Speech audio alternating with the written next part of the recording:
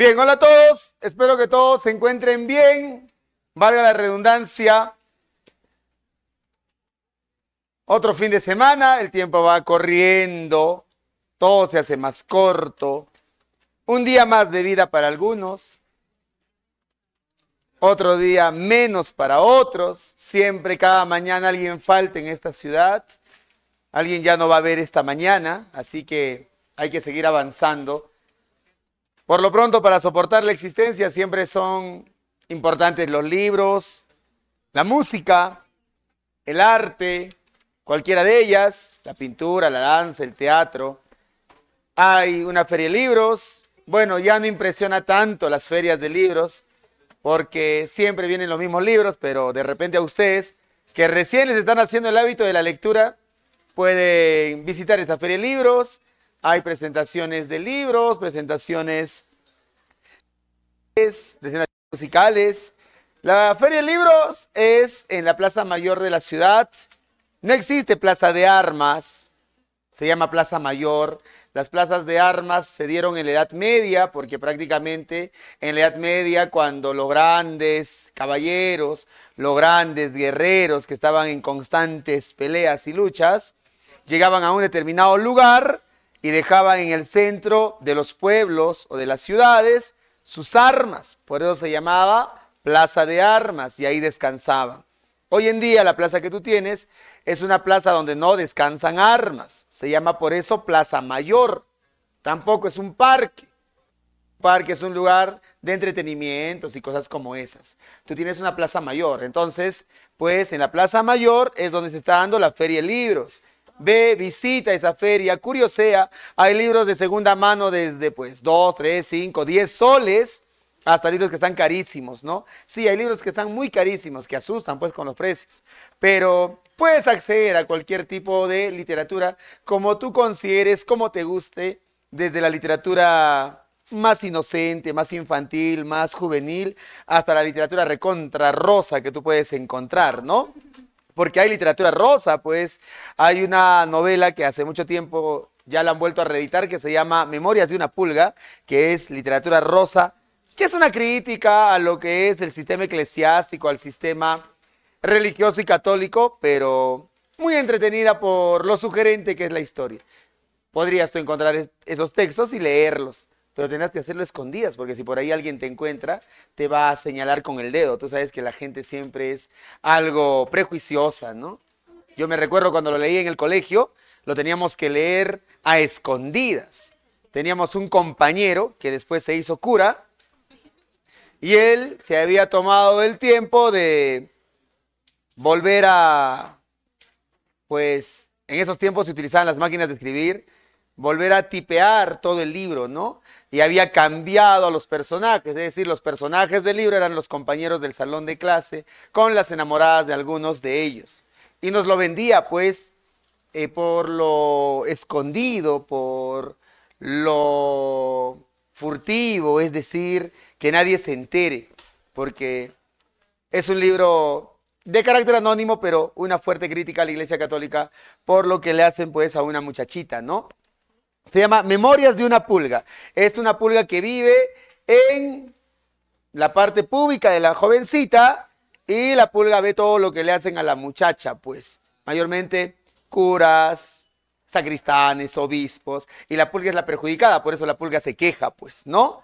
Ella escucha y cuenta la historia. Entonces, como les digo, muy aparte de que es muy sugerente, es un libro de crítica hacia el sistema clerical de esos tiempos. Puedes encontrar ese libro, lo he visto en una edición muy bonita, que es de tapa rosada, muy bonita, pues antes no había esa edición, antes lo hacían de manera pirata y te mezclaban el libro con imágenes pornográficas, entonces ya le quitaba todo gusto al libro y también tú no podías llevarlo a algún lugar para poderlo leer, porque entre las páginas ibas a encontrar imágenes pornográficas. Imagínate, pues, hubieran dicho que tú eres un consumidor de pornografía, pero no. Ahora ese libro es altamente erótico, sí, pero pues en esta edición ya nadie va a darse cuenta que estás leyendo un libro de esa categoría. Ese libro lo he notado, lo puedes encontrar. Ahora, en la feria de libros, ya te he dicho que ahí lo vas a encontrar, ¿no? Yo lo leí, como te digo, en el colegio, yo pues tenía que ser la manera muy, no sé, silenciosa. Pero ahora tengo la edición, esa edición muy bonita. Ya está ahí solamente guardadita, ya me he leído el libro, pues. Solamente está guardadita para el gustito, ¿no? Pero bien, el libro está guardado ahí para las noches de soledad. Bien, entonces, hagan eso. Jovencitos, están corriendo los días. Búsquenle cierto sentido a la existencia, muy aparte de lo que es la vida rutinaria y el horario que tienen ustedes en su preparación y vida académica. Es importante darse tiempo para eso. Como les digo, el arte salva, la música salva, los libros salvan, la pintura salva, incluso el deporte te salva, ¿no? Y te ayuda a mejorarte cada vez más. Ya va faltando poco tiempo para el examen de admisión y trata de hacer siempre eso. Dale un poquito de sentido a la vida que tienes todos los días. Vamos a entrar nosotros a lo que es esta parte de literatura española que se llama Edad de Oro. Sí, de oro. Edad de oro, pero esta no es la primera edad de oro. Es la segunda edad de oro. Así le han llamado. La segunda edad de oro es un segundo periodo de la literatura de España donde se va a dar a conocer la existencia de una serie de intelectuales, de poetas y de dramaturgos que tienen una calidad asombrosa, muy parecida a la de los dramaturgos, poetas y novelistas del tiempo de la Edad de Oro, es decir, del tiempo del Renacimiento y del Barroco en España. Esta segunda Edad de Oro, así como la primera que estaba compuesta tanto por el Renacimiento y por el Barroco, va a tener a tres instantes, dos generaciones y un movimiento que van a recibir desde América. Entonces, el primer momento es esta, la generación ¿de qué? Claro, la generación del 98. ¿A qué se le llama generación? ¿Qué son generaciones? ¿Qué es una generación? Generación se le llama a un grupo de personas que nacen alrededor de un mismo año. Ustedes, por ejemplo, son generación. Todos ustedes han nacido alrededor de un mismo año. ¿Cierto? ¿Alrededor de qué año han nacido todos ustedes? ¿De qué año son ustedes? ¿De la pandemia? No creo. En la pandemia tu papá y tu mamá habrán estado aburridos, pero no creo que tú hayas nacido en ese tiempo, ¿no? Recién estarías en tus primeros años. Tus papás han estado aburridos más antes, por eso has nacido tú. Entonces, dime. Claro, es que había que pasar un buen momento. Ahora dime, pues, ¿en qué año has nacido? 2000, 2005. 2005, 2007, ya. Entonces ustedes son de la generación del 2000, pues, ¿no? Ustedes son de la generación del 2000, ya han vivido los mismos acontecimientos, tanto políticos, históricos. Ustedes tienen los mismos gustos musicales, las mismas formas de vestir, las mismas formas de hablar. Ustedes tienen una misma perspectiva respecto a lo que es el mundo. Ustedes tienen una visión de la realidad. Son generación. La forma como ustedes conciben la existencia en este mundo, la forma como ustedes asimilan lo que año tras año se va dando en este mundo, no es la misma a la como la ha concebido tu papá, tu mamá, tus abuelos, que son de distintas generaciones. Entonces, ustedes son una generación. Todos han nacido alrededor de un mismo año. Ellos han nacido alrededor de los años de 1855 hasta 1865. ¿Está bien? Han nacido alrededor de esos años, 1855 hasta 1865. Por eso más adelante se van a hacer llamar generación. Precisamente quien da la definición de generación, quien hace la definición, señor.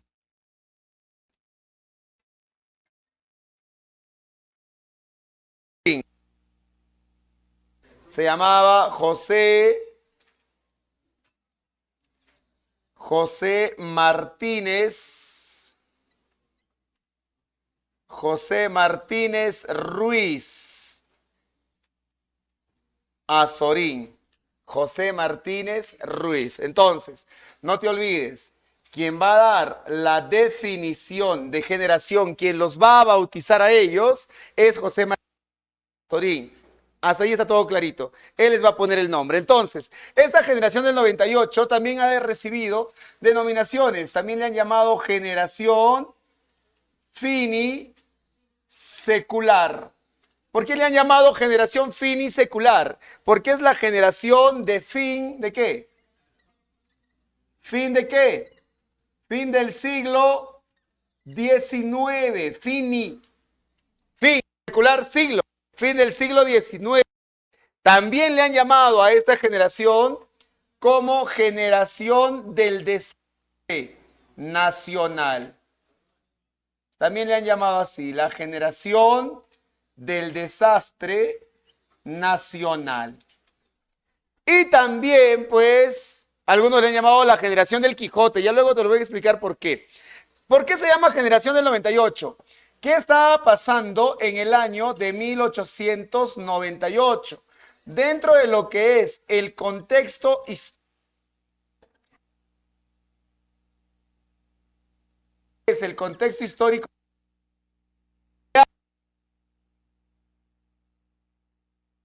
El año del desastre nacional. El año del desastre nacional. ¿Por qué se llamó el año del desastre nacional al año de 1898 en España? Porque ese año prácticamente España estaba en un gran problema. Pues la causa de ese gran problema para que España esté entrando en un periodo de desastre fue la guerra ¿con quién?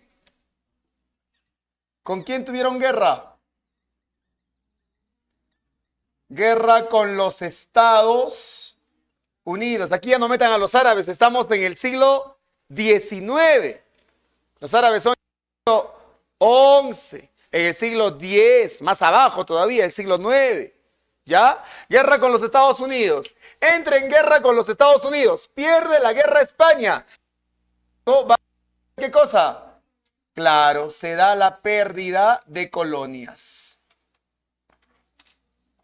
Se da las pérdidas coloniales. España, desde que llegó a América, colonizó buena parte de este territorio. Y España constantemente se llevó todo lo que era de este lugar. Tuvo su edad de oro en lo político, en lo militar, en lo artístico, en lo social. Entonces, España era una potencia. Todo gracias a lo que fue América. Las colonias que ellos tenían en esta parte del continente. Pero ¿qué sucede? Cuando las colonias hispanoamericanas empiezan a independizarse, la gran hegemonía de España va también decayendo. En el año de 1898 solamente faltaba independizarse Cuba, Puerto Rico y Filipinas. ¿Está bien? Solamente faltaban esos tres. Ahora, cuando logran su independencia, Cuba, Puerto Rico y Filipinas, pues España ya no tiene más colonias a las cuales quitarle sus riquezas y decae. La consecuencia de todo ello va a ser lo que se conoce como la crisis nacional. Hay una crisis nacional. ¿Está bien? Por eso al 898 se le llama el año del desastre nacional. Como España ha caído en una gran crisis, aquí van a surgen, no te olvides, intelectuales. Estos intelectuales en su mayoría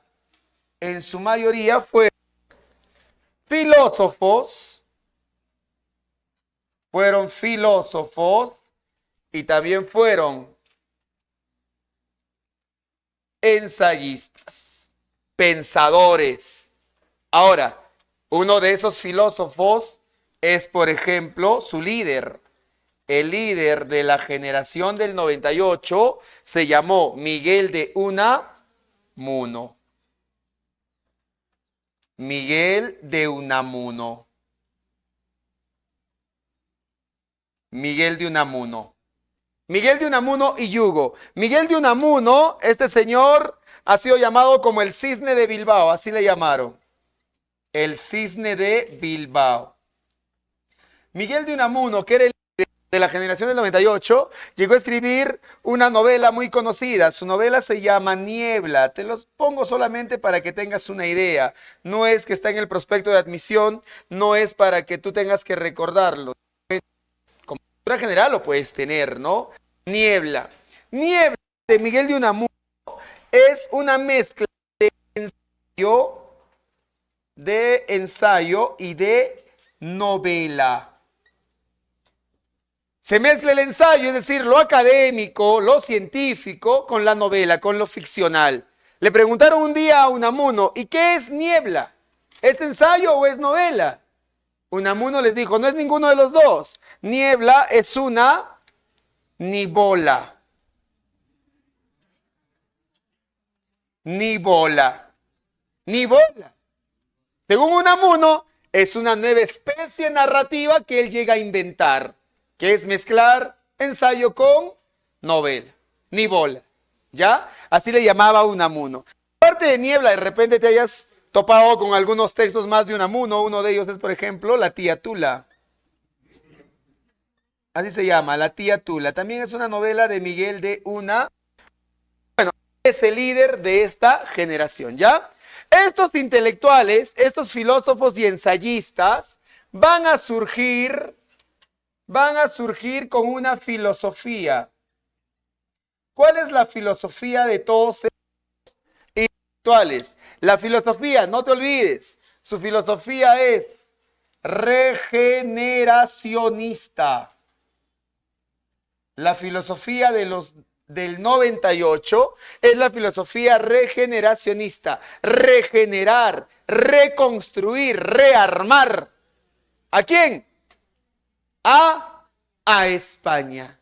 Entonces, para ellos había que regenerar España. Y esa regeneración, ese rearmado de España, lo iban a hacer a partir de su identidad. Lo tienen que hacer a partir de la identidad. Hay que reconstruir España desde la identidad, es decir, desde la esencia española. Desde la esencia española. ¿Qué es la esencia? Es pues lo sustancial, ¿no? Es lo más importante de algo o de alguien. Tú tienes tu esencia. ¿Qué te hace diferente a los demás? Entonces, vamos a reconstruir España desde la esencia. ¿Y dónde se encuentra la esencia española? Pues ellos dijeron, vamos a revalorar. ¿Qué cosa vamos a revalorar? Pues lo que es nuestra esencia. Primero, el paisaje. ¿Y qué paisaje? Preguntaron. Pues el paisaje más importante para nosotros es el paisaje de Castilla. ¿Y por qué Castilla? En Castilla, ¿qué había pasado? ¿Qué se dio en Castilla? ¿Por qué no Madrid? ¿Por qué no Barcelona? ¿Por qué no Valencia, Salamanca? ¿Por qué no esos territorios? Y sí Castilla. En la clase pasada hablamos, ¿no? ¿A quién desterraron de Castilla? ¿A los moros? ¿A quién lo desterraron por una calumnia de Castilla? A Rodrigo Díaz de Vivar. ¿Y quién fue él? El mayor héroe de España, el unificador de España. Entonces, en Castilla había estado su mejor héroe de la historia. Ahora, también en Castilla, ¿qué surge? El idioma. ¿Qué idioma hablas tú? Castellano, dices normalmente, ¿no? Pero tú ya no hablas castellano, pues. Es válido que digas, yo hablo castellano, es válido. Pero si quieres ser mucho más acertado, mucho más apropiado y correcto, debes decir, yo hablo español. Porque el castellano se hablaba en los tiempos de Castilla. El castellano se hablaba en los tiempos de la Edad Media. Tú ya no hablas ese castellano, tú hablas la evolución, el español. Pero es válido que digas que hablas castellano o español, ¿no? Bueno, si hablas quechua, 2 idiomas, mucho mejor, ¿no?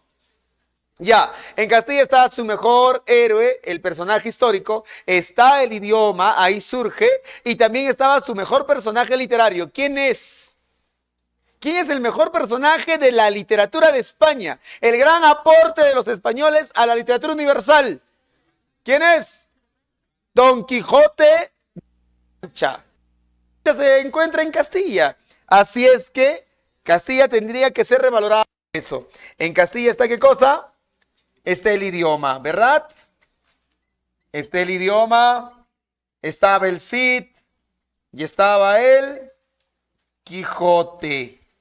¿Está claro? Eso es. El idioma, el Cid y el Quijote. Por eso, para ellos, tanto el idioma, el Cid, el Quijote y Castilla son los símbolos. Por eso decían, la filosofía del Quijote, es la filosofía del 98. Por eso te digo, o te dije hace un momento, de que ellos también se hacen llamar la generación del Quijote de la Mancha. ¿Por qué? Porque el Quijote de la Mancha, ¿qué busca? Una sociedad igualitaria, justa, una sociedad donde todos tengan la misma oportunidad, una sociedad mucho más tolerante.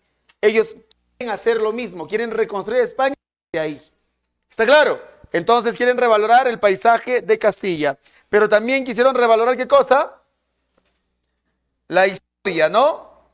Dijeron, y aparte del paisaje, hay que revalorar la historia. ¿Pero qué historia? Para ellos era importante lo que se conoce como la intrahistoria. ¿Intra qué es? ¿Intra qué es? Intra, ¿qué es? Adentro, ¿no? Cuando te van a poner una inyección intravenosa, ¿es dónde? Dentro de la vena, pues. Entonces, la intrahistoria es la historia de adentro. ¿Y a qué se refieren con la historia de adentro? ¿A qué se refieren? ¿Nacionalista? Podría ser, ¿no? La historia de adentro. Entonces, constantemente nosotros hablamos de la historia, pero la historia la mencionamos en base a los héroes, a las grandes hazañas, a las victorias que hemos tenido. Quizá también hablamos de la historia en nuestras derrotas, hablamos de la historia en la defensa del territorio, de la patria, pero ellos no querían hablar de eso. De esa historia no, ellos querían hablar de la historia de adentro, es decir, de la historia de cada una de las personas, de la historia de las personas que diariamente sacan adelante al país, del obrero, del campesino, del ama de casa, del estudiante, del maestro, del funcionario público, de ellos hay que hablar. Ellos son los que mueven a un país, ellos lo engrandecen, lo ennoblecen todos los días. Hay que hablar de ellos, la intrahistoria. ¿Me dejo entender lo que es la intrahistoria? ¿Quién va a dar la definición de intrahistoria? Bueno, la definición va a dar de Unamuno. Unamuno fue el que utilizó por primera vez el término de intrahistoria. Jovencitos y señoritas, si a ustedes les van a preguntar en el examen de admisión, como lo han hecho en el último que hubo, porque preguntaron sobre este tema, sobre la generación del 98, lo van a hacer en base a esto, a la revaloración que le van a dar. Te van a decir, la generación del 98 buscó reconstruir España. ¿A partir de qué? Y tú tienes que decir, ¿no? A partir del paisaje y de la historia. O a partir de la relación del paisaje castellano y de la historia. Te van a decir a ti, la generación del 98 surge a raíz de ¿qué? De la pérdida de sus colonias, ¿no? Lo que generó su desastre nacional. Hasta ahí está todo claro, ¿verdad? Ahora, esta generación del 98, estos intelectuales, pues altamente críticos. eran muy críticos. Ellos eran de un pensamiento de izquierda, eran muy radicales. ¿Ya? Ese es el momento que van a tener ellos de tratar de mostrar su pesimismo ante España. Hubo uno, poeta él de esta generación, que no quiso ver a España de esa manera. Quiso ver a España con ojos de más esperanza. ¿Quién es este señor? Es el máximo, no digo que sea el máximo representante, pero es el máximo poeta, ¿no? Pero ya le vamos a poner de esa manera. Es el máximo poeta. ¿Quién es? Claro, es Antonio Machado. Antonio Machado. Recibido, ¿qué calificativos? ¿Le han llamado? ¿Cantor de qué? ¿De América? ¿Él es americano? Cantor del paisaje de Castilla, claro, él es el cantor del paisaje de Castilla. Cantor del paisaje de Castilla. ¿Qué más? Le han llamado poeta de la esperanza. Él es el poeta de la esperanza. ¿Ya? Cantor del paisaje de Castilla y poeta de la esperanza, Antonio Machado. Antonio Machado ha sido llamado cantor del paisaje de Castilla por su poemario, que además fue dedicado a su musa, que se llamó Leonor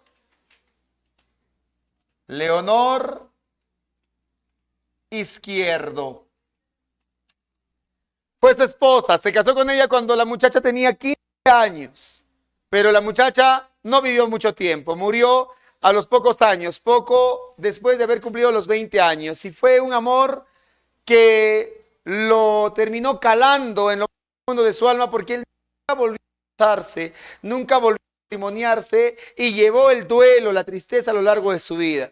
Pues para ella y para el pueblo español compone su poemario, ¿cómo se llama? Campos de Castilla. Y por deducción, tú debes saber que Campos de Castilla es un poemario donde va a exaltar ¿qué cosa? Claro, entonces, en Campos de Castilla va a exaltar el poeta, exalta de forma realista, va a exaltar de forma, y te lo voy a poner aquí con rojo, de forma realista, el paisaje castellano. El paisaje castizo. El paisaje castizo. Él va a mostrarte España a través de Castilla. Bien, dentro de este poemario está una partecita del poema que se llama Proverbios y Cantares. Es una parte del poemario. ¿Tú has leído poesía? ¿En algún momento de tu existencia has leído poesía? ¿Has leído libros de poesía? ¿Qué libros de poesía has leído? Libros. ¿Cuál? A Charles Bukowski. Ya, ¿te gusta esa poesía? Del realismo sucio de Charles Bukowski. Sí, a quien no le gusta, ¿no? Cuando uno está en la etapa de la efervescencia, de la adolescencia, la juventud, Charles Bukowski, pues, nos encanta, ¿no?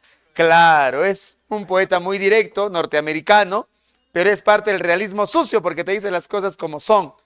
Uno de sus cuentos más conocidos se llama La máquina de follar, pero bueno. Pero es poesía, él ha leído poesía. La literatura es eso, la literatura es una forma de perder la inocencia sin perder la pureza, pues la virginidad y la castidad. Es decir, no es necesario que pierdas la virginidad y la castidad para perder la inocencia, y la literatura lo va a hacer. La literatura muestra eso. Él ha leído a Charles Bukowski, tiene una visión diferente de lo que puede ser, pues, el sentimiento del amor, de la vida, y está muy bien. ¿Ya? No condenen, ¿por qué son así? ¿Qué más? Él ha leído a Charles Bukowski. ¿Alguien más ha leído a algún poeta? Camus, pero él es narrador, no es poeta. Poesía, va en base a versos. Bukowski es narrador, pero también es poeta, pues. ¿No han leído a ningún otro poeta? Mario Benedetti, el uruguayo, muy bien. ¿Quién no ha leído a Benedetti? Se enamoran con los poemas de Benedetti, ¿no? César Vallejo. ¿Quién? A Víctor Tenorio, el poeta ayacuchano, muy bien. ¿A quién más? Pablo Neruda, Mariano Melgar, Pablo Escobar, dicen por allá. El poeta de la cocaína. No. ¿No? Más que leído, creo que se ha aspirado a Pablo Escobar, ¿no? Claro. Pablo Escobar no se inspiraba, él aspiraba, que era distinto. Pero bueno, en los poemarios, jovencitos y señoritas, pues hay partes, así como en las novelas, como en los relatos o como en los cuentos. Entonces, una partecita del poemario, una partecita de Campos de Castilla es Proverbios y Cantares, donde los poemas son mucho más reflexivos. Es decir, aquí el poeta va a reflexionar sobre la vida, sobre la muerte, reflexiona. Incluso aquí hay un poema que se llama Caminante no hay camino. Quizá lo hayas leído en algún instante. El poema dice, para que notes cómo reflexiona, caminante no hay camino, se hace camino al andar se hace camino y al volver la vista atrás, se ha de mirar la senda que no se ha de volver a pisar jamás. ¿Lo escuchaste alguna vez? Sí, ¿no? Algunos lo han escuchado. Mira la reflexión que te va a dar el poeta. Por eso la poesía es alta filosofía. Por eso el que lee poesía tiene pues una manera de concebir el mundo distinto al de los demás. Es filosofía pura la poesía. Porque la poesía te va a enseñar a tratar de determinar la existencia de los espacios, de los seres humanos, la personalidad, las actitudes, los sentimientos. Eso hace la poesía. Lee poesía cuando puedas, al menos un poemita de cuando en cuando. Entonces, cuando dice Antonio Machado, caminante no hay camino, te está diciendo que nadie determina tu camino, que tu destino no está escrito, que no estás tú predestinado. Dice, se hace camino al andar, es decir, tú construyes tu historia, tú construyes tu propia leyenda personal. Al andar se hace camino. Y al volver la vista atrás, es decir, cuando volteas hacia el pasado, se ha de mirar la senda que no se ha de volver a pisar jamás. Es decir, ese camino que has recorrido, ya no lo vas a volver a recorrer nunca. Si ese camino que has recorrido, si ese pasado que dejas ha sido hermoso, bello, alegre, triste, doloroso, fatal, eso ya no va a retornar nunca. Se quedó ahí en el pasado. Te servirá como un aprendizaje para la vida. ¿Para qué? Para que sigas avanzando en el camino. Y tú que de repente andas viviendo todavía de glorias pasadas, de felicidades que alguna vez sucedieron, de tristezas y de dolores. Deja eso, deja esa carga ahí. Ya se quedó, no existe. Sigue avanzando tú en el camino. ¿Ves? Eso es lo que te quiere decir. Claro, ya no va a regresar, ya. No lo vas a arreglar, no lo vas a corregir, ya las cosas como las hiciste, con todas las equivocaciones que tuviste, ahí se quedaron. ¿De qué te angustias? ¿De qué te desesperas? ¿Lo vas a corregir? Ya no se corrige. Como dice la canción, rezando dos padres nuestros, el asesino no revive a su muerto, pues. Así que lo que te ha pasado servirá de aprendizaje para asumir la vida que tienes por delante. Imagínate cómo es de reflexivo Antonio Machado en esa parte, en Proverbios y Cantares y en Caminante no hay camino. Pero a ti te piden este poema de él. ¿Cómo se llama? Retrato. No es la casada infiel. Retrato, que es un poema autobiográfico. Es la autobiografía. Autobiografía. De repente conoces el poema. ¿Qué dice? Mi infancia que fue en los patios de Sevilla donde madura el limonero. Claro, él vivió en Sevilla, jugando a la sombra de un limonero. Luego dice, mi juventud, 20 años en tierras de Castilla. Él fue maestro de literatura en un instituto en tierras castellanas. Luego dice, y algunos momentos que recordar no quiero. Claro, ¿por qué? El tiempo que él estaba en Castilla como maestro, perdió a su esposa Leonor. Por eso no quiere recordar ese momento de la tristeza. Luego él menciona y dice, nunca he sido un gran seductor. Ya conocen mi torpe forma de vestir. Mas me asignó la flecha alguna vez Cupido y amé a las mujeres cuanto pude. Él ama a las mujeres, o sea, las veces que está enamorado, las ha amado bien.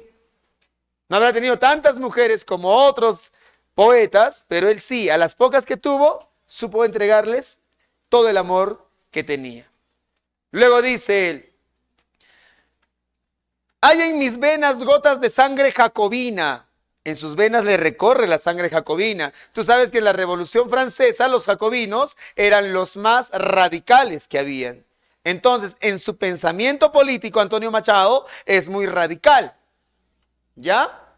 Luego dice, mas mi verso brota de manantial sereno. Es decir, seré radical en mi pensamiento político, pero mi poesía viene de mi serenidad, de mi calma, de mi tranquilidad.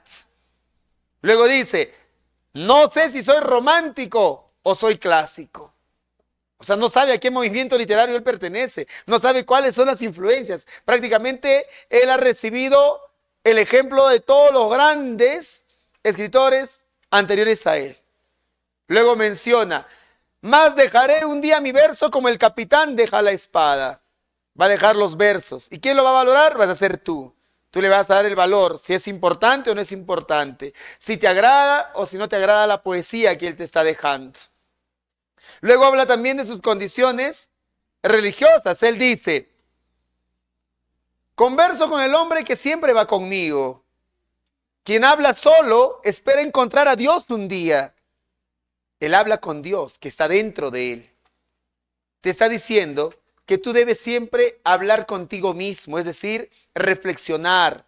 Mira hacia adentro tuyo. Mira lo que eres como ser humano. Conócete.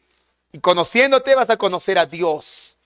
Por eso él dice, él me enseñó el secreto de la filantropía. Es decir, entenderse a él como ser humano le ha hecho entender al prójimo. Por eso la filantropía es el amor al prójimo.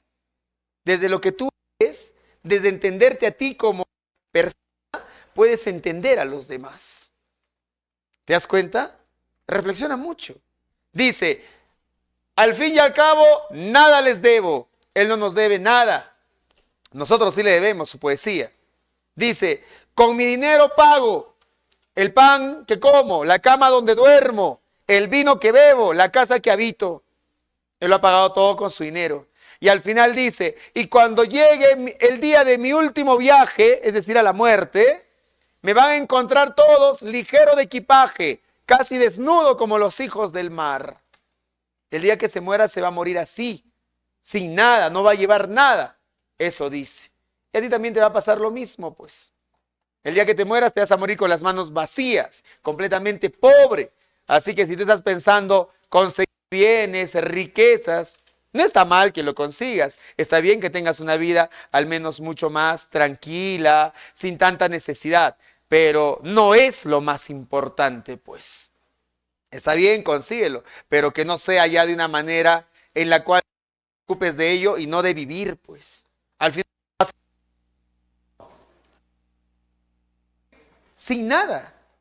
Solo llegas a este mundo, solo lo recorres y solo te mueres. Así es. Eso es lo que te quiere decir Antonio Machado. Así que consigue tus cosas, pero también consigue alegrías, momentos de felicidad. Llora cuando tengas que llorar. Ama si tienes que amar. Desilusiónate. Vuelve a reconstruirte y sigue avanzando. Vuelve a desilusionarte. Reconstrúyete y sigue avanzando. Esa es la vida. La vida es un aprendizaje y te lo dice Antonio Machado. ¿Alguna pregunta hasta ahí? Nadita. ¿Ven? Ya. Ahora sí. Ese es el generación del 98. A la generación del 98 les influye un movimiento literario. Les influye llamado modernismo. El modernismo español. Salud. El modernismo español. El modernismo es un movimiento literario que llega ¿de dónde? Mira que tú estás en un ciclo de repaso. Ya no se te está contando historias, ya no se te está narrando algunas cositas. Solamente es un repaso así rápido, veloz, ¿no? Violento, como se dice. A ver, dime. ¿De dónde llega el modernismo? Asustados me miran como si les voy a poner una nota, una calificación, un examen oral. Debería ser con nota, ¿no? En el colegio te asustabas cuando el profesor preguntaba, ¿verdad? No quieres que te pregunte, ¿no? Te escondes detrás de tu compañero para que no te mire. ¿De dónde llega? De América. El modernismo surge en América. ¿Específicamente en qué país de América? Italia. Italia está en América. Estados Unidos. ¿Qué más? Perú. Perú fue uno de los lugares más importantes donde se desarrolla el modernismo, sí, pero no surge en Perú. México, Guanta, no, pues. España, dicen otra vez por ahí. España está en América. Canadá, no. Colombia. Venezuela. Más arriba. Más arriba, Argentina. Argentina está más arriba de Venezuela. Panamá, por ahí va. Costa Rica, por ahí. Cuba. Nada. Panamá, Cuba, Haití. Guatemala puede ser. El Salvador. Las Islas Caimán, dice por ahí. Donde están los bancos. ¿Cómo se llama? Nicaragua se llama. Han dado a conocer todos los países de América y se han olvidado de Nicaragua. Nicaragua es el lugar donde surge el modernismo español, porque Rubén Darío, el padre y fundador del modernismo, es nicaragüense. Nicaragua. Entonces, niñitos y niñitas, Rubén Darío, lo voy a poner aquí. Rubén Darío llega a España. Rubén Darío va a llegar a España con su mejor poemario. Eso lo vamos a ver más adelante, pero tú ya tienes que recordarte. Con el mejor poemario que él escribe. ¿Cómo se llama? Prosas. Claro. Llega a España con prosas profanas. ¿Y prosas profanas en qué año se publica? En 1896. Mira, 2 años antes de que se dé el movimiento o la generación del 98. Rubén Darío llega a España. Se encantan los del 98 con el modernismo. Y algunos van a tener el modernismo como pues su estética. También lo va a hacer Antonio Machado, pero Antonio Machado luego lo va a dejar. Sucede que en España hay un poeta del 98, pero que prácticamente también es más modernista. Se llama Juan Ramón Jiménez Ribeiro. Ribeiro es el peruano. El otro es Julio Ramón. ¿Medio raros son sus nombres? No, son apellidos normales. Para ellos tu nombre y tu apellido también serán muy raros, ¿no? Son de esos lugares. Juan Ramón Jiménez. Juan Ramón Jiménez ha recibido el calificativo de padre espiritual. Esto no está en el prospecto. El modernismo no está. Te lo estoy poniendo porque este señor es el nexo con el siguiente movimiento, con la siguiente generación. Entonces, Juan Ramón Jiménez ha sido llamado como el andaluz. ¿Por qué es de Andalucía? el andaluz universal. También le han llamado como el Padre. Él es el Padre espiritual del 27. Padre espiritual del 27. ¿Recibió Nobel este señor? Sí, recibió Nobel. ¿En qué año? En el año de 1956. Ahora, conocidísimo su poemario. ¿Cómo se llama su poemario? Muchos piensan que su poemario es un cuento o es una novela. Es la historia de un borrico. ¿Cómo se llama? Claro, Platero y yo. ¿Cómo? ¿Qué cosa habían pensado? ¿Qué estarán hablando? Platero y yo. Es la historia de un borrico. Este es un poema escrito en prosa. Por eso tú piensas que es un cuento o es una novela. Es un poema en prosa. Claro, es un poema que no está en verso. Que no está en verso, sino en prosa, como un cuento o una novela. Ahora, Platero trata ¿qué tema? Platero trata el tema de la infancia y la muerte. Trata el tema de la infancia y la muerte. Como te digo, esto no está en el prospecto, solo te lo menciono. Platero es pequeño, peludo, blando, como un copo de algodón, dice, ¿no? El borrico está humanizado. Renzo, el borrico está humanizado. Está convertido en un niño. Platero todas las mañanas despierta, se va al campo, pues juega persiguiendo a las mariposas de colores, huele el aroma de las flores, va a la escuela con los niños, aprende el ABC, aprende a leer, aprende las matemáticas, sabe sumar, sabe restar. Eso hace Platero. Es un niño. ¿Tú sabes sumar y sabes restar? ¿Sabes leer? No. ¿O sí? Nada. O sea, Platero sabe más que tú. No creo, ¿no?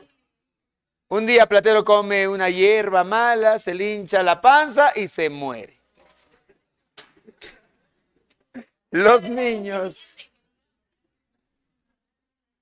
Pero por casualidad, pues, ¿no? Le tienen envidia a Platero.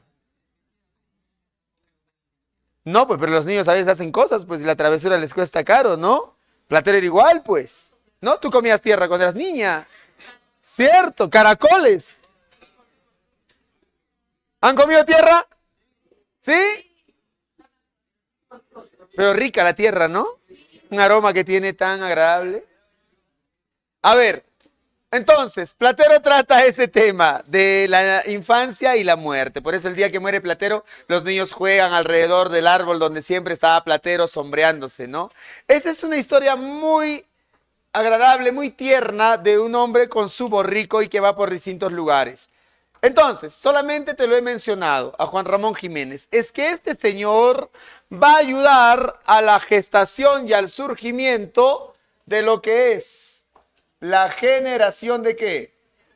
Claro, la generación del 27. La generación del 27. A esta generación del 27, ¿qué movimiento les influye?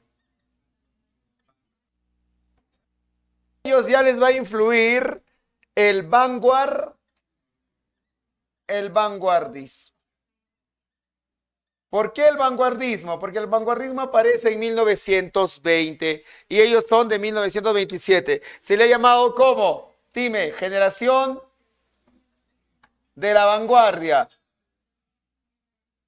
Generación de la vanguardia. ¿Qué más? ¿Cómo le han llamado?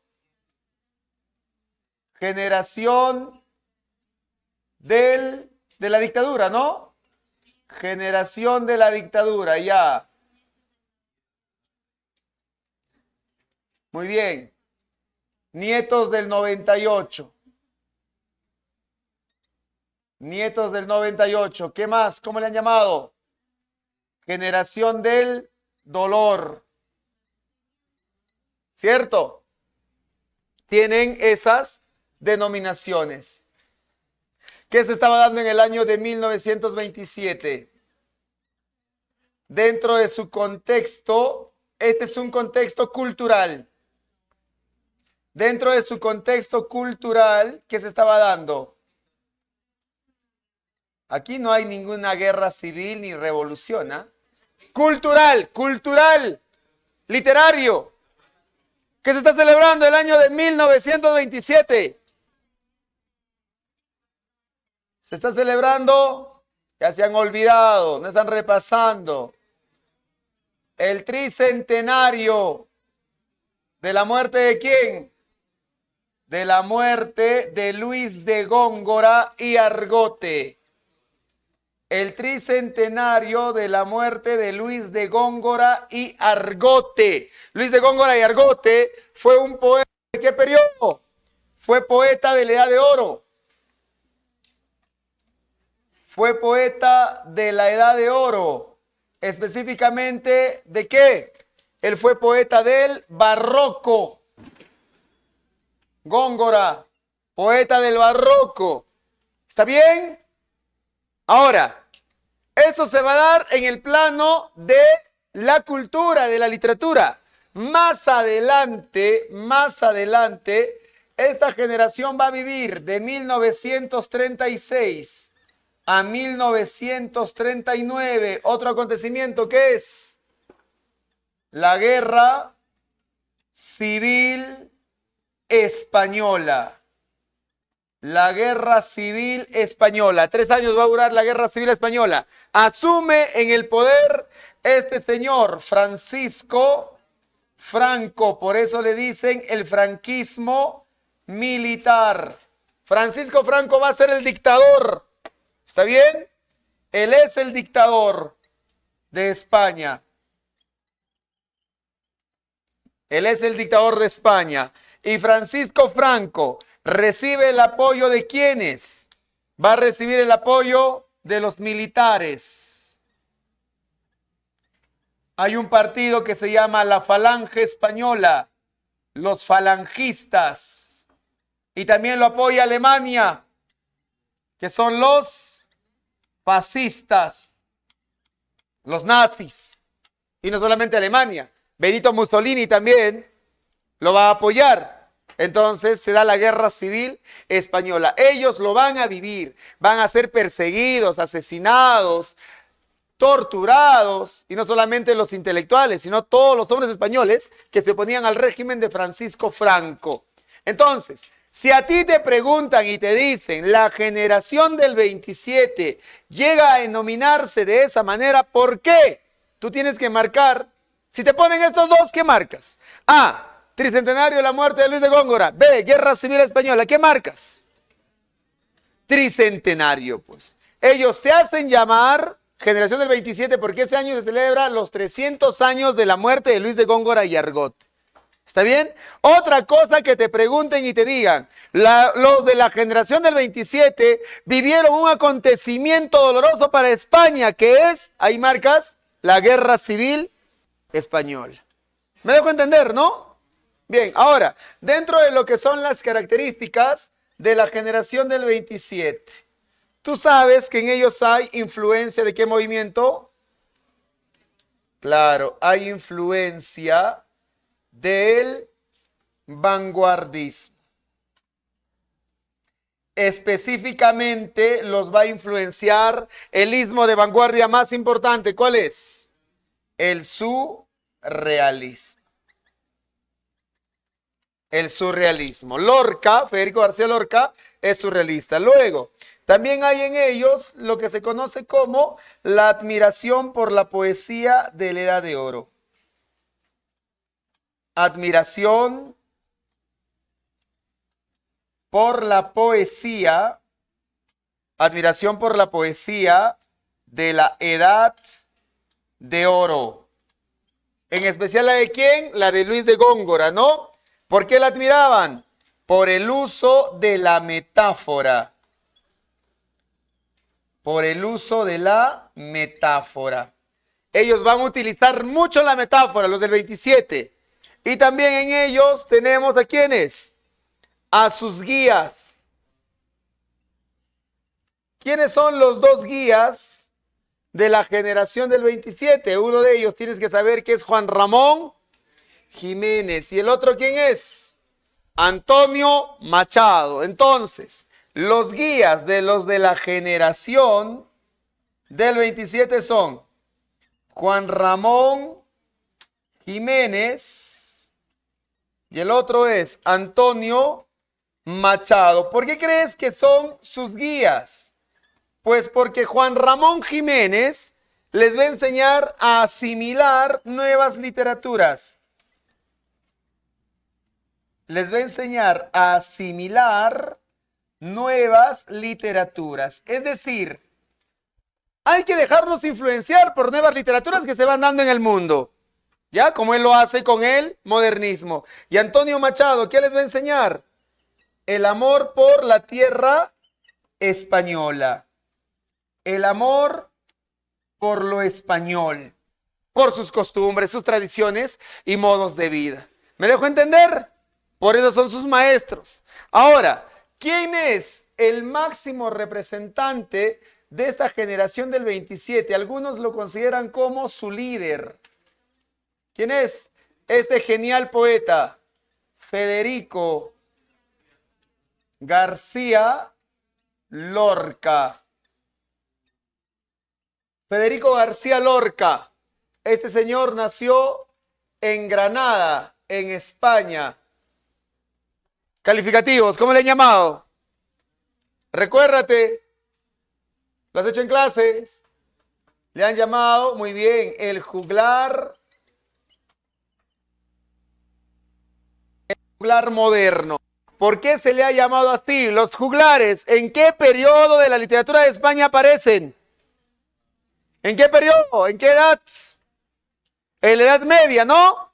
En la Edad Media, los juglares cantaban ¿qué cosa? Cantares de gesta. Ellos cantaban los cantares de gesta, pero también cantaban poemas amorosos, que eran los romances. Entonces, por eso a Federico García Lorca le dicen juglar moderno, porque revaloró Federico García Lorca el romance medieval. Revaloró el romance medieval. Ya, por eso le dicen el juglar moderno. ¿Está considerado como qué, Federico García Lorca? Claro, mártir de la guerra civil, o si no le ponen como el símbolo de la guerra civil española. Símbolo de la guerra civil española. Fusilado el 18 de agosto de 1936. Fue fusilado en 1936. Al poco tiempo nada más que inicia la Guerra Civil Española. Al poco tiempo. ¿Cuál fue la excusa del fusilamiento? Lo fusilaron, dicen, por masón, por rojo y por maricón.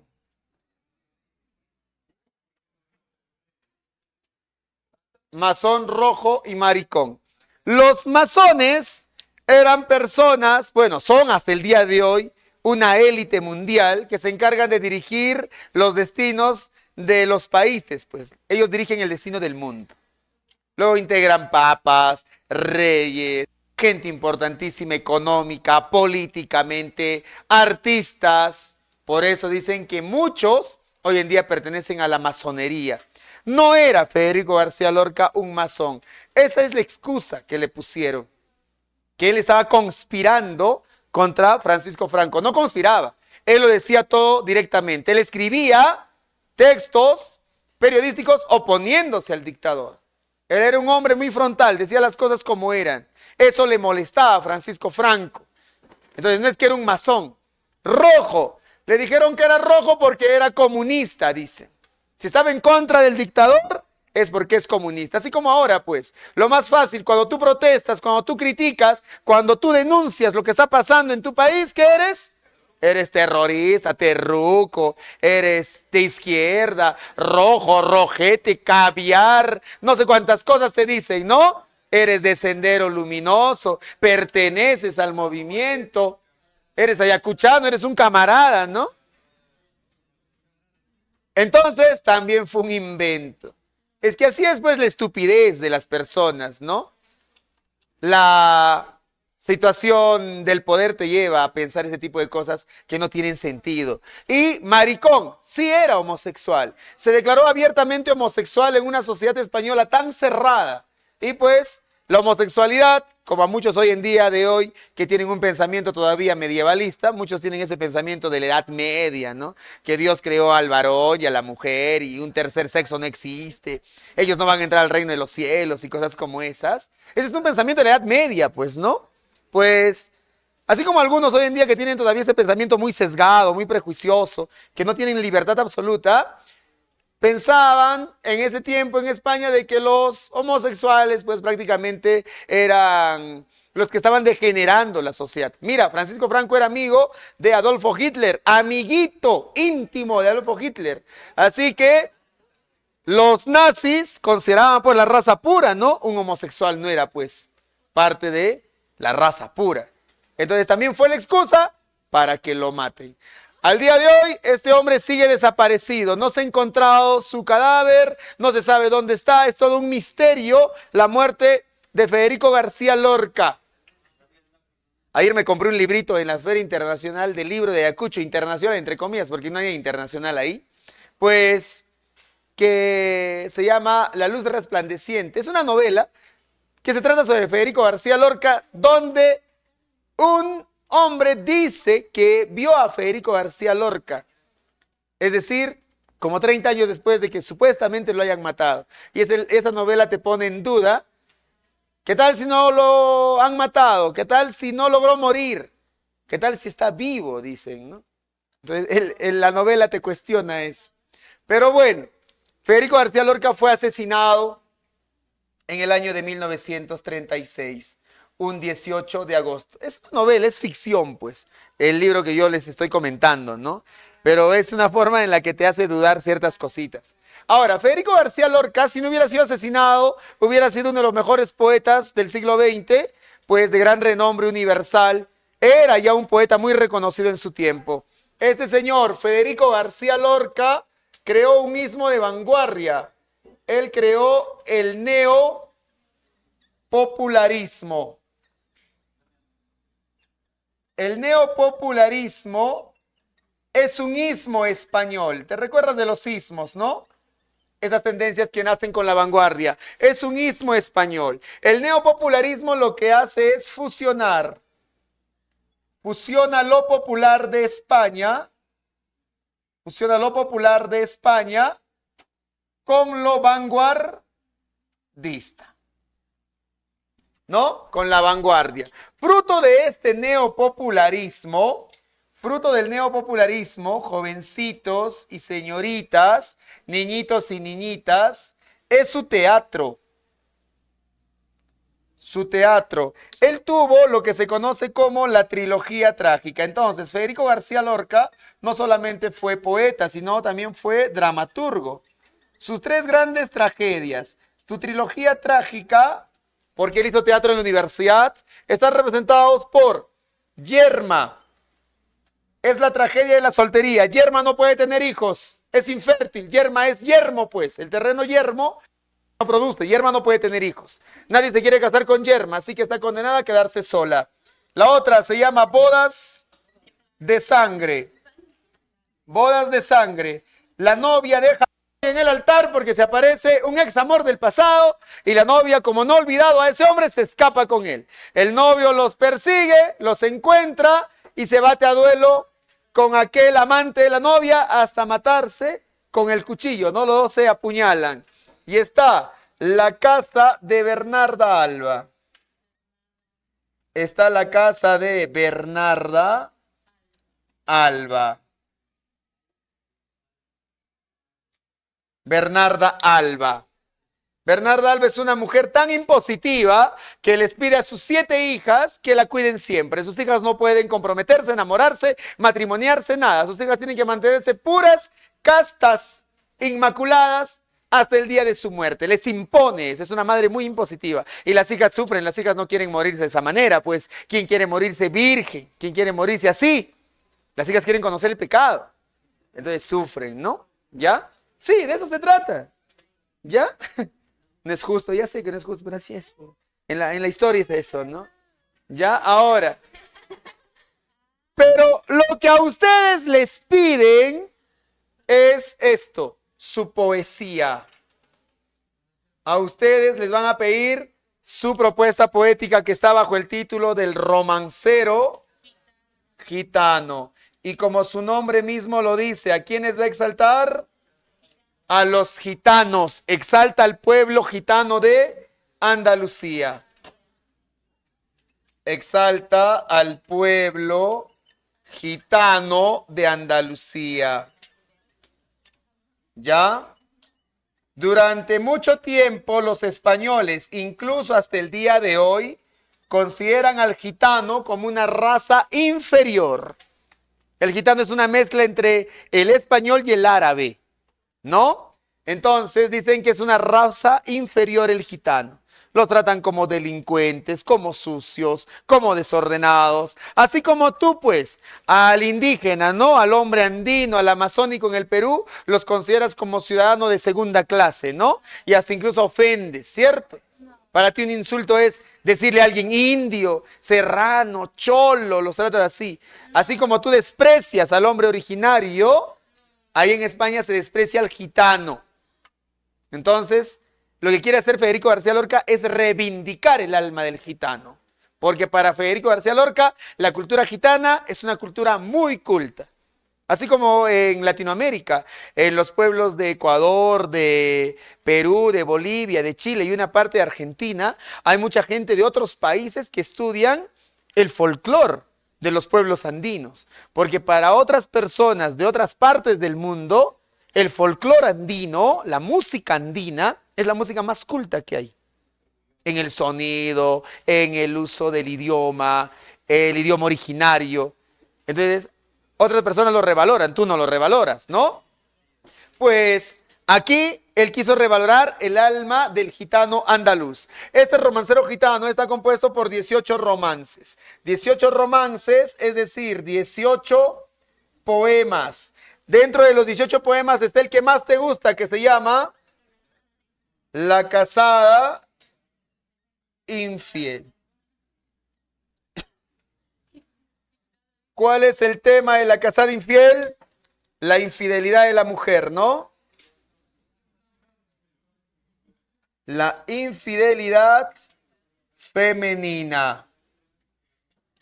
Y la exaltación varonil. Se exalta al varón. No, aquí no hay machismo. Aquí no hay machismo. Aquí hay educación, cortesía por parte del varón. No, aquí hay sensualidad, es un poema muy sensual. Así, hay sensualidad, hay cortesía, hay virilidad. No hay machismo porque si fuera machista el gitano, cuando se entera de que es mujer casada, el gitano lo humillaría, pues. La trataría con desprecio. El gitano no la trata así. Él va con la gitana por compromiso. ¿Quién hace la propuesta del encuentro sexual? Es la gitana. Y el gitano por compromiso, para no desairarla a las orillas del río. A las orillas del río van a tener el encuentro sexual e íntimo. Tú conoces el poema, ¿no?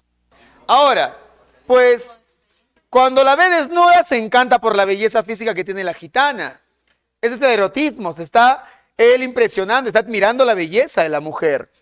Luego de eso, luego del encuentro sexual que se da, el gitano dice, no quiero decir por hombre las cosas que ella me dijo, es decir, al momento del acto sexual, ¿qué cosas le habrá dicho la gitana que él, porque es bien hombre, no lo va a contar? O sea, te está diciendo el gitano que uno cuando es bien hombre no cuenta las cosas íntimas que tiene con las mujeres o con una mujer, no cuenta. Eso te dice el gitano. Por eso el gitano dice, la luz del entendimiento me hace ser muy comedido. Es decir, soy un hombre entendido, inteligente. Esto me hace ser muy comedido, respetuoso. Entonces el gitano te dice, el hombre que es inteligente y respetuoso sabe tratar a una mujer. Mira, él sabe que es casada. No la humilla, no la insulta, no la ofende. A pesar de que es casada y que le está haciendo infiel al marido, él la va a respetar igual. O sea, por más que sea una mujer, lo que sea, te dice el gitano, igual se le respeta. Entonces no hay machismo, hay cortesía. Eso es la hombría, pues. El hombre tiene que ser. Eso te demuestra el machismo sería si la tratara mal, si la ofendiera, pues si la consideraría como cualquier otra cosa, ya que es una mujer infiel, ¿no? Bien, ¿alguna pregunta? Esta es la generación 27, el modernismo y la generación 98.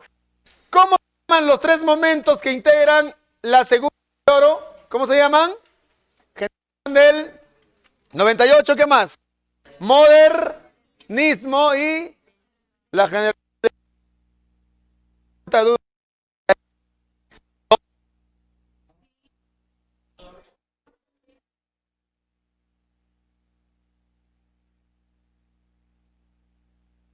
guerra. Eso.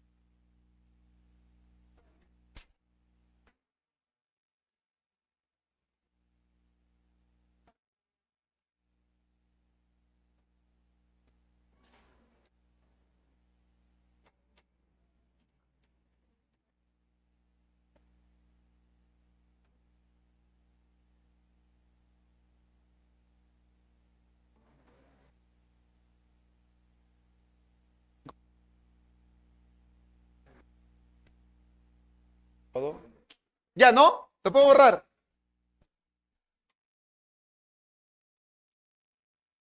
Ya.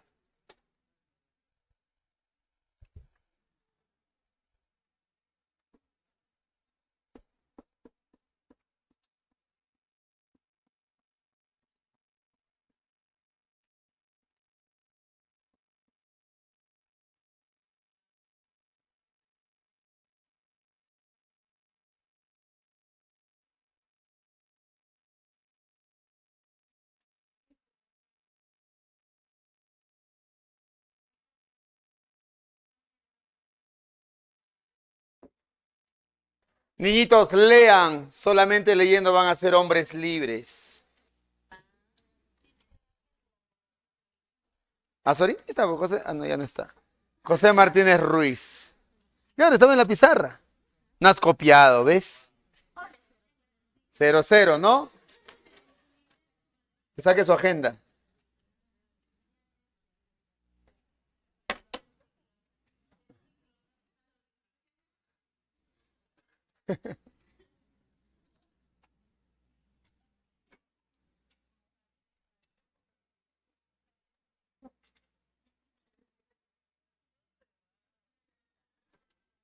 Hay que cambiar de pizarra. No, pero en el ciclo regular escribes más. Más cosas se pone. Menos cosas estoy poniendo, ¿no?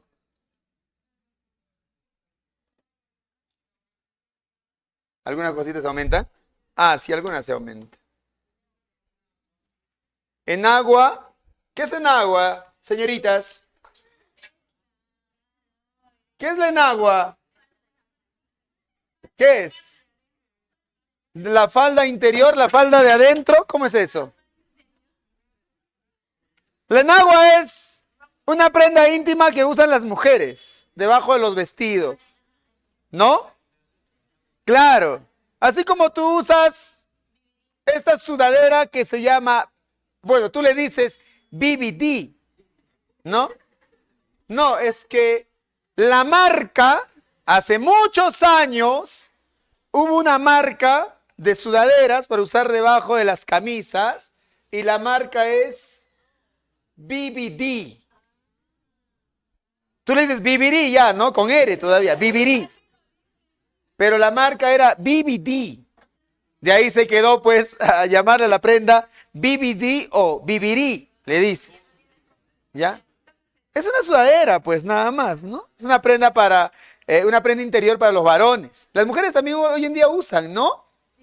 O por ejemplo, tú le dices al detergente Ace, compra Ace y traes patito. Entonces,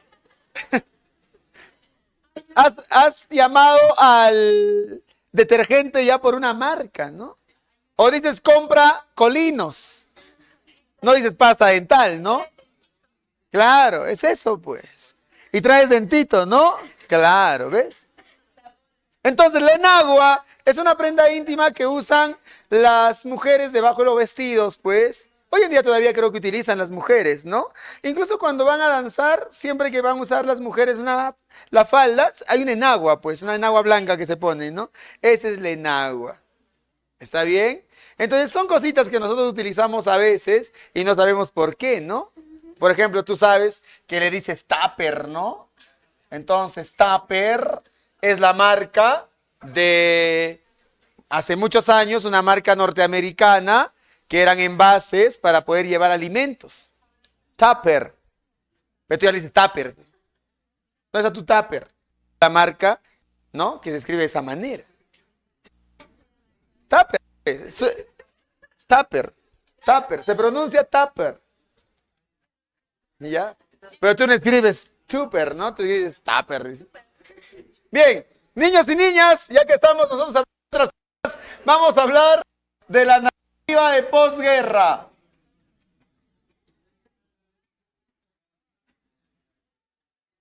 Cuando nosotros hablamos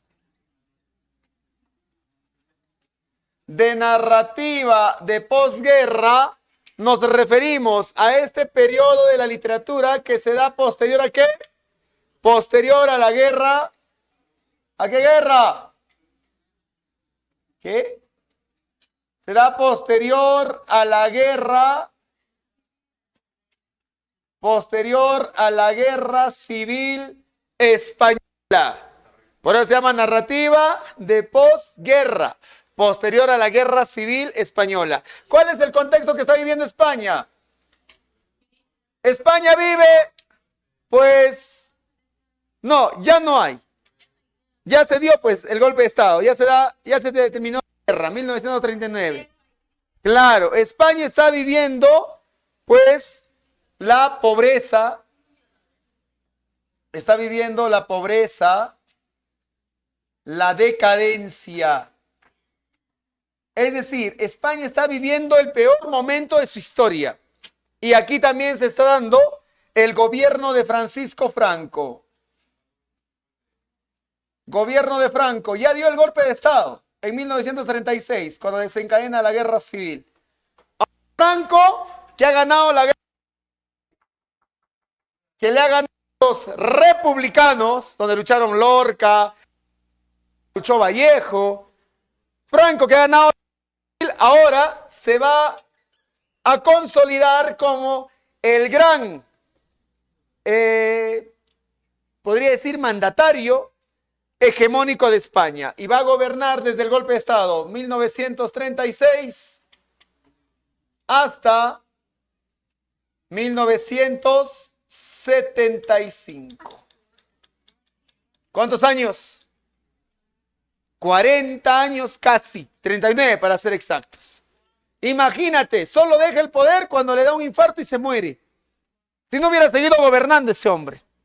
España hoy en día tiene que agradecerle a Franco, que es el país más pobre de Europa, porque este señor así lo dejó. Es que España recibió en la guerra civil española, más que nada, Franco, apoyo ¿de quién? De Alemania y de Italia. Esos hombres alemanes que lucharon en la guerra civil española para matar españoles, regresaron a sus países y en 1939, finalizada la guerra civil, invadieron Polonia y desencadenan la Segunda Guerra Mundial. Si Franco no apoya a Alemania en esa Segunda Guerra Mundial, es que no tiene con qué, se ha quedado destruida España. ¿Con qué apoya Franco? Pues como un puente aéreo para poder trasladar mercenarios, asesinos desde Marruecos, desde África, hasta Alemania y que puedan participar en la Segunda Guerra Mundial. Por eso cuando acaba la Segunda Guerra Mundial, las potencias del mundo que han vencido bloquean a Alemania, bloquean a Italia, bloquean a Japón y bloquean de pasito a España. España, ¿qué va a intentar? Mira, está destruida por la guerra civil. Va a intentar sobrevivir y va a vivir la peor miseria hasta 1975. O sea que España no es la gran cosa. Si tú estás pensando que España es un país pues del primer mundo, no es. Hoy en día España sigue todavía intentando salir adelante. ¿Ya?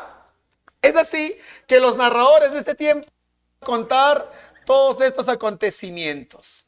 Por eso, dentro de uno de los representantes está este señor, Camilo José Cela. Camilo José Cela. Este señor ha recibido el calificativo de el Marqués de Iria Flavia.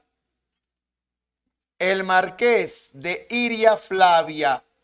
Así le han llamado. Le dieron un marquesado a Camilo José Cela, Marqués de Iria Flavia. Además, este señor dio Nobel 1989. Muy bien. Camilo José Cela, pues fue el creador. ¿Qué creó?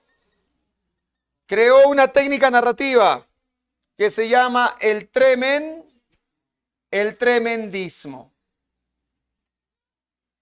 Por eso algunos le dicen el hombre del tremendismo.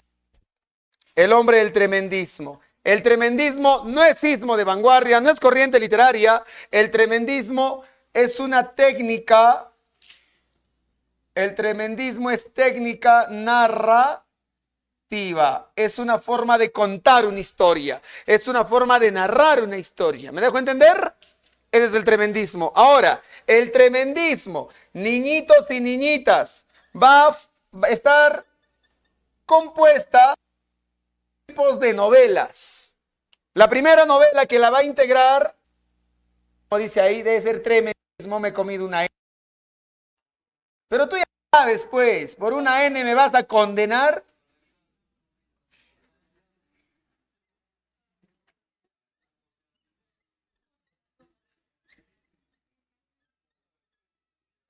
Por una N me están condenando. Ustedes son peores que Francisco Franco, ¿no? Al fusilamiento. Tremendismo. Está integrado entonces por tres tipos de novela. La primera novela que la integra es la novela picaresca. ¿Te recuerdas? Lazarillo de Tormes. La novela picaresca. En la novela picaresca, el personaje principal, en la picaresca, el personaje principal es un antihéroe. Y en el tremendismo también va a haber un antihéroe. Es decir, es un personaje que no es malo, pero que hace cosas. Pero ¿qué hacer? Miente, daña, roba para poder subsistir, para poder comer, para poder pasar la noche. Lo mismo va a ser aquí. El personaje tremendista no es malo, pero la gente le obliga a hacer cosas malas. Aparte de eso, se encuentra también la novela realista. La novela realista. Ahora, ¿por qué la novela realista? La novela realista, porque aquí se va a retratar la realidad de España. Te va a mostrar la realidad española. La España degradada por la posguerra. Y al final también se mezcla la novela naturalista. ¿Te recuerdas del naturalismo? Sí, ¿no? ¿Por qué? Porque se relata con crudeza. Relata con crudeza una historia. Entonces, ¿cuál es el propósito del tremendismo? El propósito del tremendismo es chocar. El tremendismo busca eso. Chocar violentamente, quiere chocar violentamente con el lector. Quiere que tú te conmuevas por la historia violenta que vas a leer. Eso es lo que busca el tremendismo. ¿Cómo se llama la novela que funda el tremendismo? La novela que va a afrontar el tremendismo se llama ¿cómo? ¿La familia de quién? Claro, es la familia de Pascual Duarte. Cómprate tu libro, léelo. ¿Ya lo han leído? Lee tu libro de la familia de Pascual Duarte para que sepas pues de qué trata la historia. Bueno, ya sabes, ¿no? Sí vas a entender, es una novela muy sencilla.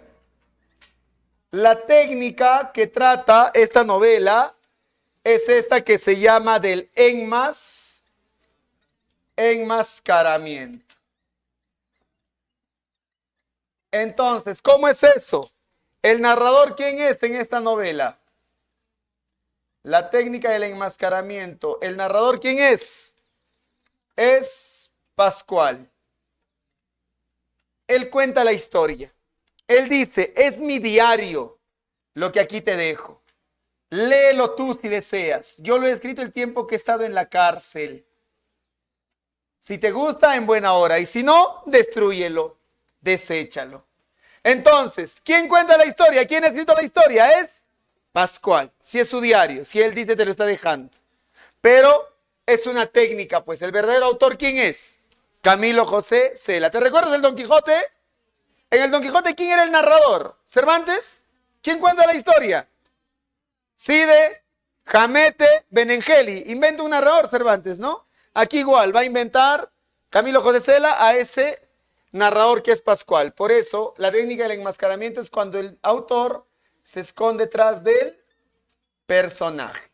¿Cuál es el tema de esta novela? El sufrimiento humano por la degradación.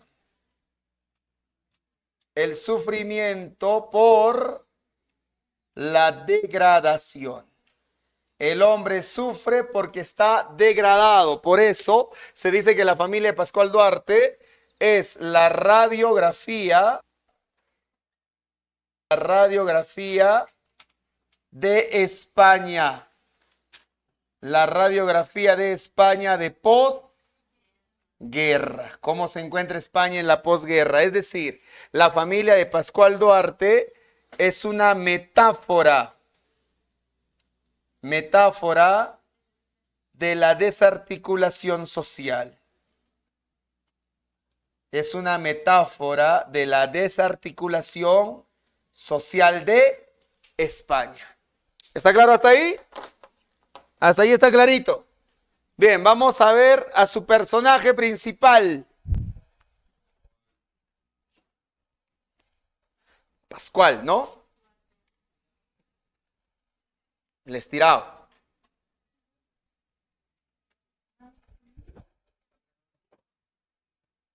A ver.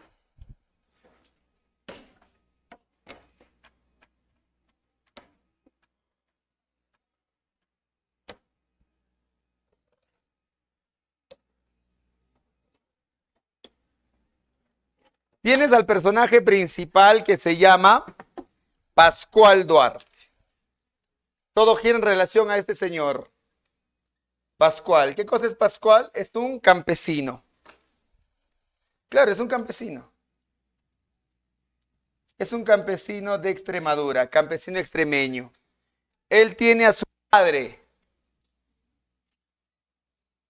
Su padre es un hombre muy violento. Su padre se llama Esteban.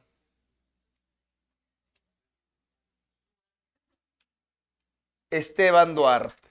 Como les digo, es un hombre que siempre golpea, claro, es un hombre que siempre en la casa lo resuelve todo con la violencia, los golpea hasta dejarlos desmayados. Claro. Luego está la madre. Hay gente que es violenta, ¿no?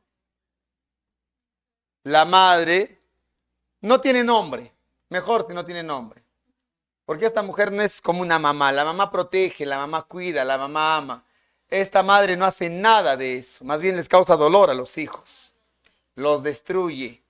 La madre también es una mujer violenta, pero más que nada es una mujer alcohólica, claro. es alcohólica. ¿Ves? ¿Qué cosa que ves? Ahora, tanto la madre como el padre, estos dos tienen a sus hijos. Una de ellas, bueno, se llama Rosario, ¿no? Pascual es el mayor, Rosario es la segunda. Rosario es una prostituta. Desde los 14 años se hace prostituta, ya bebía desde los 10 años, era alcohólica desde los 10 años, le roba a su familia el dinero de toda su vida. Así era Rosario. Rosario tiene un noviecito. El novio de Rosario, ¿cómo se llama?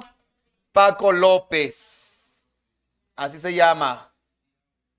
Paco López. Le decían, porque era recontra malcriado, el estirado.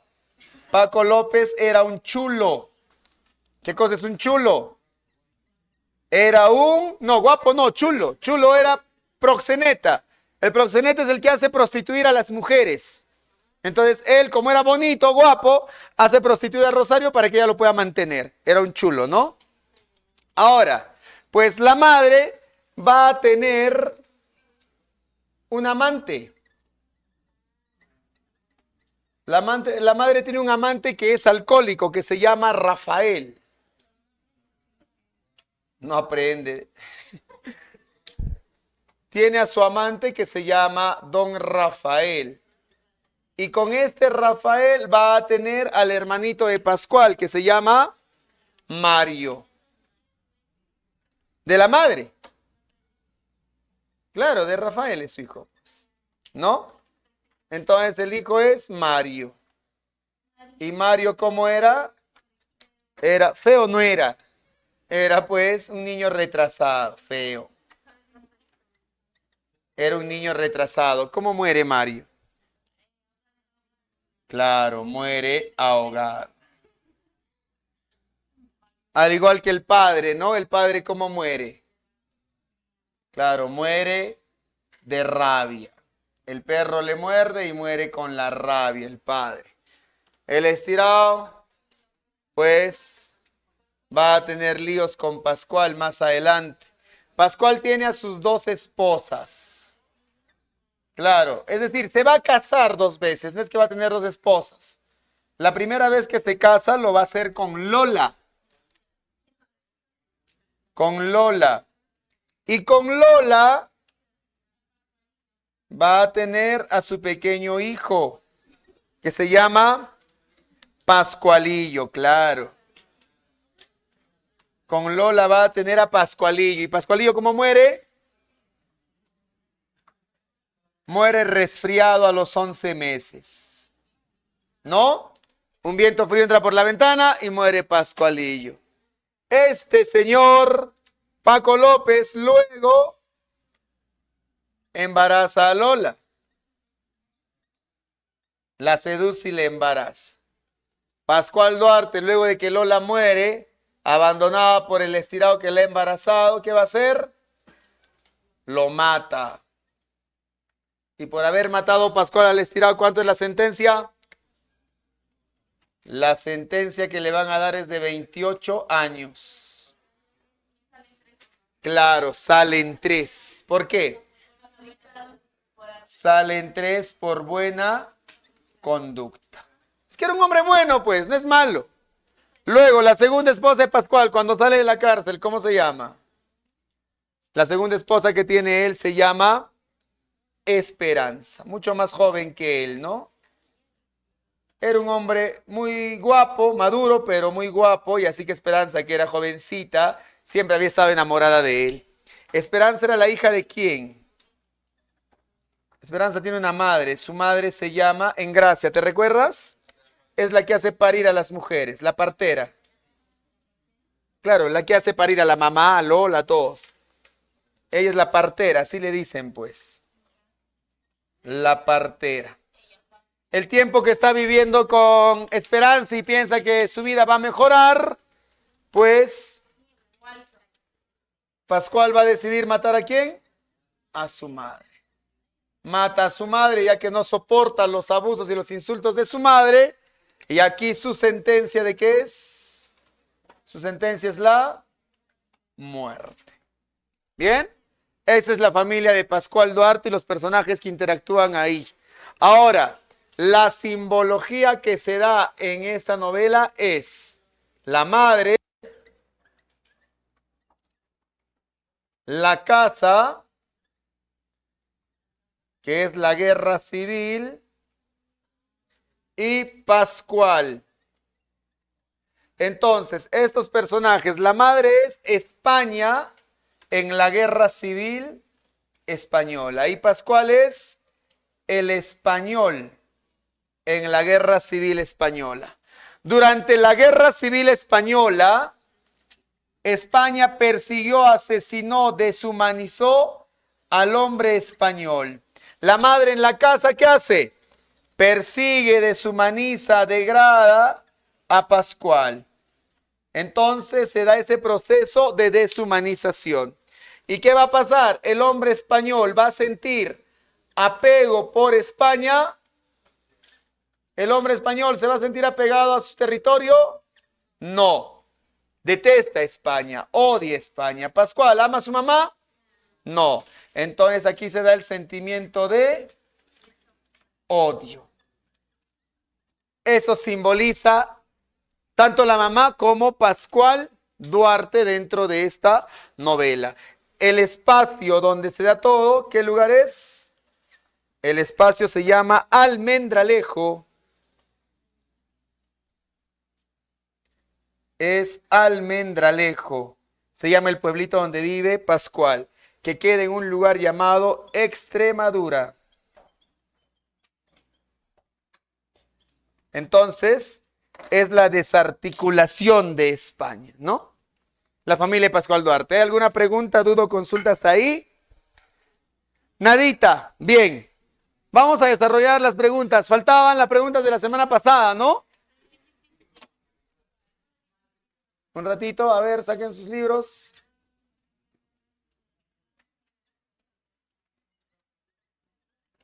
¿Quién es quién? María.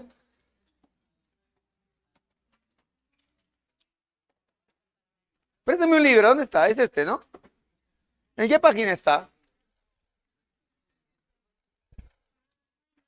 ¿Qué página es? 160 y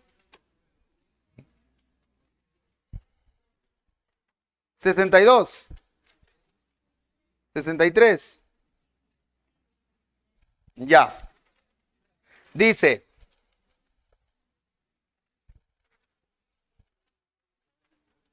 Corresponde a la primera parte de la novela Don Quijote de la Mancha. ¿Cuál has marcado ahí? La B. El Quijote se escapa 2 veces de su finca. Claro, en la primera parte están las 2 salidas del Don Quijote de la Mancha. 2. Don Quijote deja sus aventuras definitivas. ¿Con quién? ¿Quién derrotar? El caballero de la Blanca Luna. Muy bien. ¿Cómo se llama? Sansón Carrasco. 3. En la segunda parte del ingenioso Hidalgo Don Quijote de la Mancha aparece según Sancho ¿quién? Según, porque nunca la han visto, no saben quién es. Dulcinea del Toboso. Solamente existe en la imaginación, en el pensamiento de Don Quijote. Nunca la han visto. 4. En la segunda salida, Don Quijote es acompañado por ¿quién? Sancho Panza, que es su escudero. ¿Qué le va a dar a cambio? ¿Qué le va a pagar? Tierras. ¿Pero cómo se llama? Ínsula. Ínsula. Islote sería pues una pequeña isla en el mar, ¿no? La ínsula es una extensión de tierras. 5. En la primera y en la segunda salida, Don Quijote parte ¿de dónde? De La Mancha, que es el lugar donde vive, claro. 6. Son obras de Cervantes. Su primera novela, que fue una novela pastoril, se llama La Galatea. Y una novela picaresca que él tiene, donde hay personajes que son pícaros, es Rinconete y Cortadillo, la C.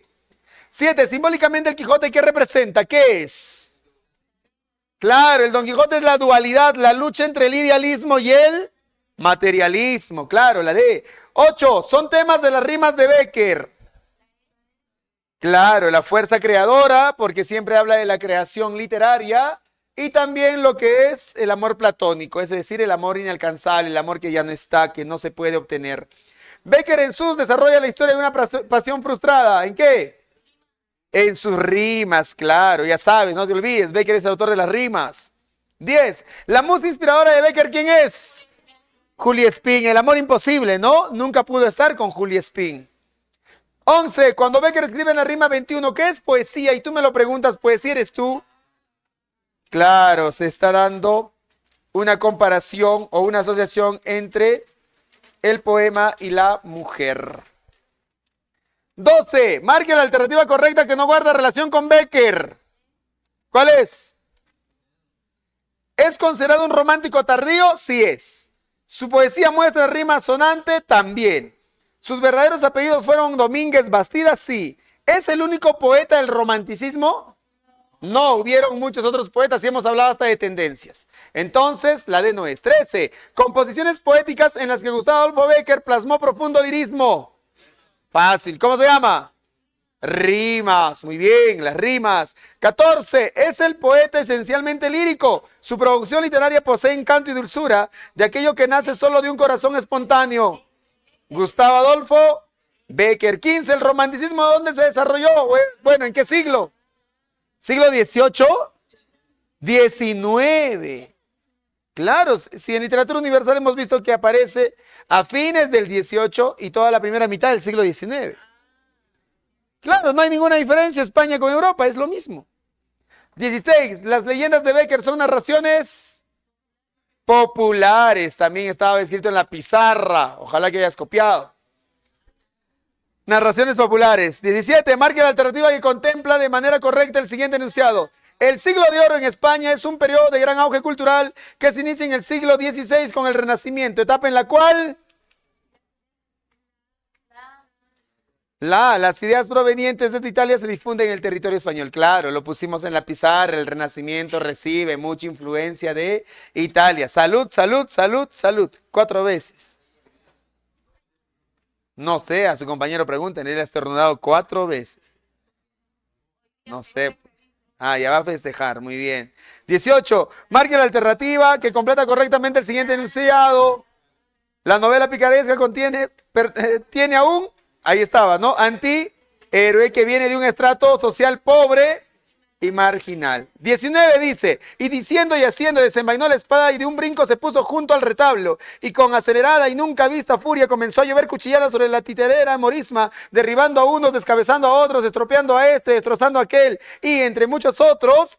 Tiró un altibajo tal que si maese Pedro no se abaja, se encoge y agazapa, la cercena la cabeza con más facilidad que si fuera hecha de masa de mazapán. Daba voces maese Pedro diciendo, deténgase vuestra merced, señor Don Quijote, y advierta que estos que derriba, destroza y mata no son verdaderos moros, sino unas figurillas de pasta. Mire, pecador de mí, que me destruye y echa a perder toda mi hacienda. Con respecto al fragmento citado en la novela El ingenioso hidalgo Don Quijote de la Mancha de Miguel Cervantes Saavedra, marque la alternativa correcta sobre la temática de la obra. ¿Cuál es?